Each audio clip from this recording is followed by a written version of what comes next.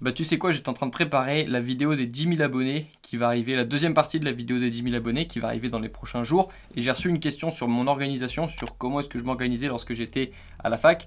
Et je me suis dit que j'allais en faire une vidéo entière pour en parler parce que j'avais déjà fait une vidéo sur ma méthode de travail qui avait bien marché, qui avait dépassé les 55 000 vues il me semble à l'heure à laquelle je tourne cette vidéo.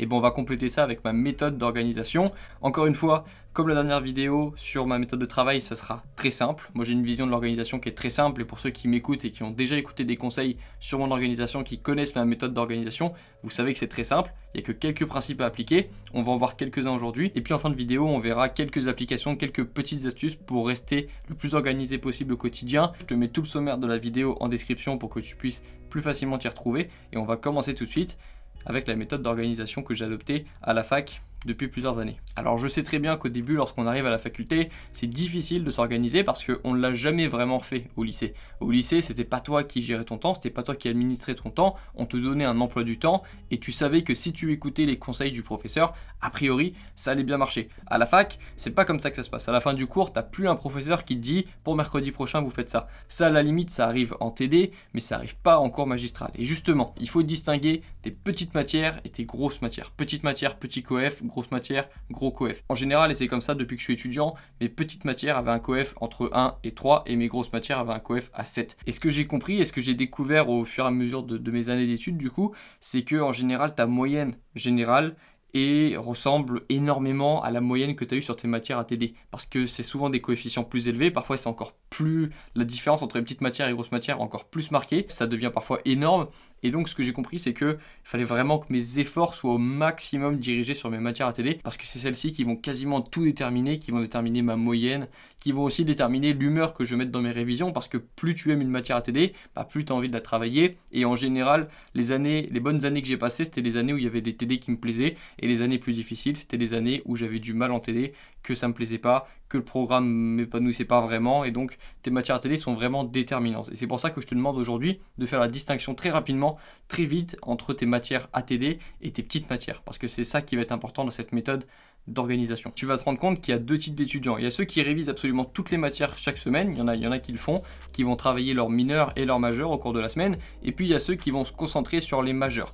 Et moi, c'est ce que je te conseille de faire, c'est ce que j'ai fait depuis le début depuis le début de mes études, et c'est comme ça que j'ai réussi à avoir mes meilleures moyennes, parce qu'encore une fois, je donnais vraiment quasiment 80-90% de mes efforts dans ces matières ATD, et évidemment, lorsque j'avais des examens pour les mineurs, lorsque mes matières mineures étaient examinées, je faisais aussi le maximum, mais c'est vrai que si on prend le nombre d'heures de travail que j'avais réalisé depuis le début de l'année, il y en avait 80% qui étaient pour les matières ATD. Je pense honnêtement que 70% des étudiants révisent généralement leurs matières ATD tout au long de la semaine et délaissent les mineurs jusqu'au contrôle. C'est pas forcément une mauvaise technique, c'est celle que j'utilise depuis le début de mes études, mais c'est pas forcément adapté à tout le monde. Je pense même que c'est une bonne façon de faire, mais encore une fois, c'est pas adapté à tout le monde. Si tu veux savoir si c'est adapté à toi, il faut que tu connaisses un petit peu mieux les modalités de tes examens. Par exemple, dans mon université à Caen, il y avait beaucoup d'étudiants qui délaissaient les matières mineures pendant le semestre et qui vraiment s'y mettaient quelques semaines, peut-être un mois avant le début des examens, et qui du coup se concentraient sur les majeurs tout le semestre.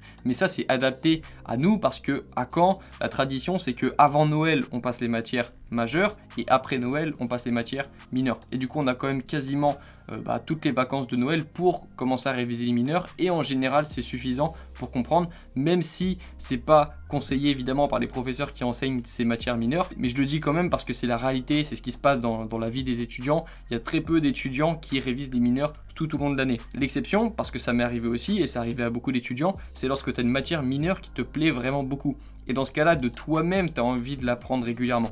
Mais ça n'arrive pas tout le temps, ça n'arrive pas à tous les semestres, mais c'est vrai que parfois, sur les 3-4 matières mineures que tu peux avoir, il y en a une qui te plaît plus que les autres, et du coup, tu as envie de la réviser tout au long du semestre. Il ne faut pas te remettre trop en question si tu as l'impression que tu délaisses les mineurs par rapport aux autres. Il faut savoir que la plupart des personnes délaissent les mineurs tout au long du semestre, mais du coup, pour en revenir à l'organisation en elle-même, qu'est-ce que ça représente au quotidien pour un étudiant? Sur quoi tu devrais te concentrer si tu finis tes cours à 17h? Qu'est-ce que tu devrais commencer par faire en fait? C'est ça la question qu'on se pose lorsqu'on cherche à mieux s'organiser. Et moi je te conseillerais de te concentrer sur tes TD. Parce que c'est pareil, tes matières ATD, ou c'est ce qu'on appelle les majeurs, les matières ATD ça veut dire la même chose, c'est des synonymes. Ces matières du coup tu vas avoir des TD à réaliser, que ce soit en ligne ou en présentiel, tu auras des TD dans tous les cas à préparer. Et moi je te conseille de concentrer tes efforts là-dessus. Parce que c'est vraiment ça qui va te donner des résultats, c'est ça qui va te permettre d'apprendre. Les TD sont en général bien faits, ils sont décomposés en 8 TD en général, et chaque séance de TD te permettra du coup de bien maîtriser la matière, et c'est comme ça que tu vas vraiment comprendre une matière, et c'est en faisant tes TD que tu vas réussir à avoir des bonnes notes après dans les matières qui comptent le plus, les matières à haut coefficient. Donc moi ce que je te conseille, c'est si tu as par exemple 5 heures devant toi pour réaliser un travail et que tu as un TD à faire, je te conseillerais de ne pas chercher à penser aux autres matières tant que tu n'as pas fini un TD, tant que tu n'as pas fini tes 2 TD, parce qu'en général, tu auras 2 TD, tu auras 2 matières à TD tout au long du semestre, et moi je te conseille du coup de concentrer tes efforts là-dessus. Encore une fois, l'année où ça a bien marché pour moi, c'est une année où j'ai beaucoup travaillé mes TD, où je passais parfois une journée pour faire un TD, et l'année où ça s'est moins bien passé, c'est l'année où je délaissais mes TD, que j'arrivais en TD sans les avoir préparés, et voilà, je pense que la différence, elle se paye cash. Si tu veux, le système, il est très simple, c'est focus, matière à TD. Tu as une chose sur laquelle tu dois te concentrer, c'est tes matières à TD. Tu ne loupes pas les cours de tes matières à TD, tu prépares tes TD, tu vas en TD évidemment, de toute façon sinon tu as des problèmes qui peuvent arriver si tu loupes trop de TD, c'est les seuls cours qui sont obligatoires, mais bref, tu prépares tes TD, c'est ça la priorité de ton organisation, et même si tu as un professeur parfois qui semble te mettre un peu la pression pour une matière mineure, il ne faut pas que ce temps-là passé sur la matière mineure prenne trop de temps par rapport au temps que tu pourrais mettre dans un TD pour préparer un TD, parce que vraiment sur le long terme, c'est ça qui va payer à la fin du semestre. Et s'il y a des étudiants qui, comme moi, travaillent les matières à TD tout au long du semestre et les matières mineures avant, je vous laisse dire en commentaire si ça a bien marché pour vous, mais en général, c'est comme ça que ça se passe, c'est ce que font la plupart des étudiants, mais encore une fois, fais attention, avant d'utiliser la stratégie du focus sur les matières majeures et puis on fera les matières mineures à la fin, attention, vérifie bien si tu peux te permettre de le faire, parce qu'il y a aussi parfois des examens où ça dure une semaine et où ça mélange matière à TD, matière mineure, et dans ce cas-là, il faudra plutôt réviser tes matières mineures tout au long de l'année, même si selon moi, encore une fois, tu devrais mettre moins de volume, moins de travail sur ces matières mineures que tu en mets sur les matières majeures, parce que tu auras quand même le temps d'apprendre et de comprendre ces matières mineures si tu t'y prends suffisamment à l'avance, sans avoir besoin de les ficher à chaque cours ou de les ficher chaque semaine. Je pense que tu auras le temps de les comprendre, tu auras le temps de les assimiler. En général, le volume est moins important à fournir parce que tu as moins d'heures en général sur ces matières mineures que tu en as sur les matières majeures. Une matière mineure, tu pourras la comprendre si tu prends le temps, si tu fais quelques sessions de révision spécialisées sur ces matières, tu vas y arriver, alors qu'une matière majeure, c'est un petit peu comme un train. Si tu loupes, ça va être plus compliqué de le rattraper au fur et à mesure du semestre. Dans la réalité, cette méthode d'organisation, c'est simple. Chaque semaine, tu auras 2 TD à fournir en général, et le but, c'est que la veille de ces jours où tu auras tes TD, c'est que le TD il soit fait. Donc tu as le choix. Tu as plusieurs jours dans la semaine, le but c'est d'avoir fait ce TD la veille. Tu peux pas te permettre de le faire le jour même, tu peux te permettre de le faire la veille si tu y passes un petit peu de temps, et où tu peux le faire aussi au fur et à mesure de la semaine, ça dépend comment tu travailles, mais le but c'est que avant d'arriver en TD, tu aies le TD de fait, c'est hyper important et c'est ça ta priorité pour ton organisation. En réalité, tu peux prévoir à peu près ce que tu veux dans ton système, tu peux prévoir tes séances de sport, tu peux prévoir les sorties, tu peux prévoir les sessions de révision, mais le but, c'est qu'à la fin de cette semaine, tu aies réussi à faire ton TD. Et donc, c'est à toi d'organiser aussi, de voir en combien de temps tu arrives à faire un TD, tu arrives à le faire bien, de combien de temps tu as besoin, est-ce qu'il y a des moments dans la semaine où c'est propice de le faire parce que tu auras beaucoup de temps, ce sera à toi de décider comment tu t'organises, mais le but, ta mission de la semaine, c'est de faire tes TD. Pour ceux qui savent, moi je révise mes cours avec les flashcards, et lorsque je fais des flashcards en général je le fais les week-ends, je les fais pas directement après les cours, je le fais les week-ends, et encore plus quelques semaines avant les examens, je fais vraiment des grosses sessions flashcards où j'en fais 50, 100, 150 sur mon cours. Mais voilà, la priorité absolue pour moi ça reste mes TD, et c'est ce que je te conseille de faire, tu l'as compris aujourd'hui. La méthode de travail, après tes fiches, peu importe comment est-ce que tu travailles, si tu fais des fiches, des flashcards, si tu, je sais pas, si tu fais des schémas ou si tu fais des mind maps, ça passe après. Selon moi, si tu commences à faire des fiches avant de préparer tes TD, c'est une perte de temps, il faut le faire en même temps si tu veux, parce que les TD ça va te permettre d'apprendre ton cours en même temps. Donc si tu veux faire des fiches, si tu veux faire des flashcards, fais-les en même temps que tu prépares ton TD. Vois ça comme une séance de révision, et c'est même la meilleure séance de révision possible, parce que dans tes TD, tu vas avoir des cas concrets, tu vas avoir des exemples, et c'est comme ça que tu vas pouvoir mémoriser encore mieux le cours. Donc voilà, révise ton cours avec tes TD, et t'as pas forcément besoin de faire des fiches directement en sortant du cours pour tes matières majeures.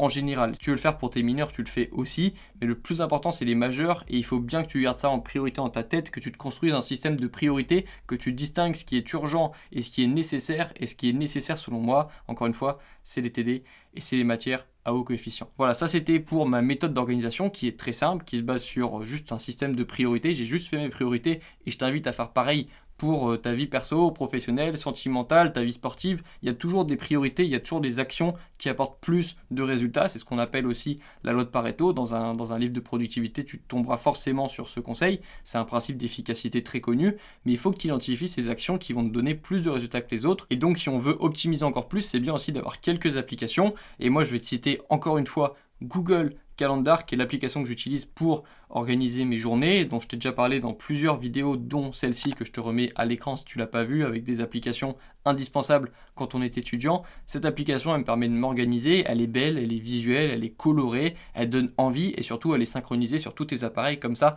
tu ne peux pas perdre de vue quelque chose que tu avais prévu de faire, qui était urgent. Si tu le mets en rouge et qu'il est sur ton ordi, sur ton téléphone et sur tous les outils que tu utilises au quotidien, tu vas pas l'oublier. Et si tu dois t'organiser avec une application, moi je te conseille celle-ci, il n'y a pas vraiment de concurrence selon moi. Et l'autre petite astuce d'organisation, si par exemple ton emploi du temps d'étudiant n'a pas d'application intégrée et qu'à chaque fois tu dois te connecter sur un site internet, comme c'est le cas pour nous les étudiants de Caen, je te conseille de créer toi-même une application en faisant comme je suis en train de te montrer à l'écran, en créant une application dans ton écran d'accueil. Ça marche pour les iPhones et peut-être même pour les Android. En tout cas, je te montre la manip sur mon téléphone à moi et comme ça tu pourras directement avoir, comme si c'était une application, ton emploi du temps étudiant. Comme ça, si un jour tu as vite besoin de savoir une salle d'examen ou une salle de cours, tu auras plus rapidement l'information que si tu devais encore une fois aller sur internet et rechercher l'emploi du temps de ton université. Là au moins ce sera directement sur ton téléphone et tu vas gagner du temps. Voilà, c'était ça mon système d'organisation. Vidéo un petit peu plus longue que prévu, mais je pense que c'était important d'en parler.